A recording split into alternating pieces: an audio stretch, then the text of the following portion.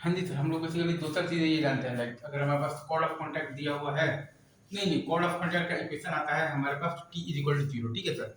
और pair of tangent आता है हमारे पास T square is equal to S S one, ठीक है। अगर हमारे पास दिया हुआ है पोल, पोलर आता है हमारे पास t is equal to zero. अगर हमारे पास दिया हुआ है पोल, पोलर आता है हमारे पास t is equal to zero, right. अच्छा, अब ये कॉर्ड का इक्वेशन मिड पॉइंट फॉर्म में हम लोग जानते हैं आ जाता है t is equal to S one. Chord का इक्वेशन मिड पॉइंट फॉर्म में आता है हमारे पास t is equal to S one आता है, राइट।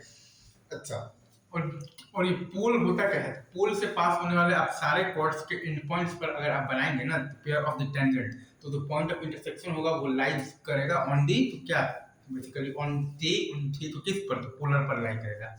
अच्छा, और अगर आप पोलर पोलर के किसी भी पॉइंट से अगर आप पेयर ऑफ टेंजेंट बनाएंगे तो जो करस्पॉन्डिंग जो कोड ऑफ द कॉन्टैक्ट होगा वो हमेशा ही पास करेगा पोल से।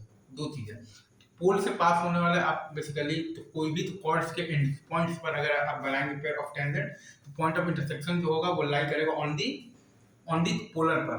अच्छा, और अब अगर आप पोलर के किसी भी पॉइंट से अगर आप पेयर ऑफ टेंजेंट बनाएंगे तो जो करस्पॉन्डिंग जो कॉर्ड ऑफ द कॉन्टैक्ट होगा वो हमेशा ही पास करेगा, क्या तो किससे, पोल से। अगेन मैं फिर से बोल देता हूँ, पोल के किसी भी पॉइंट से पास होने वाले आप बेसिकली कॉर्ड्स के अगर आप एंड पॉइंट्स पर बनाते हैं पेयर ऑफ द टेंजेंट्स, तो जो पॉइंट ऑफ इंटरसेक्शन होता है वो लाई करेगा ऑन दी पोलर पर। और अगर ये जो पोलर कि किसी भी पॉइंट से अगर आप पेयर ऑफ टेंजेंट बनाएंगे तो जो corresponding chord of the contact होगा वो पास करेगा थ्रू दी पोल।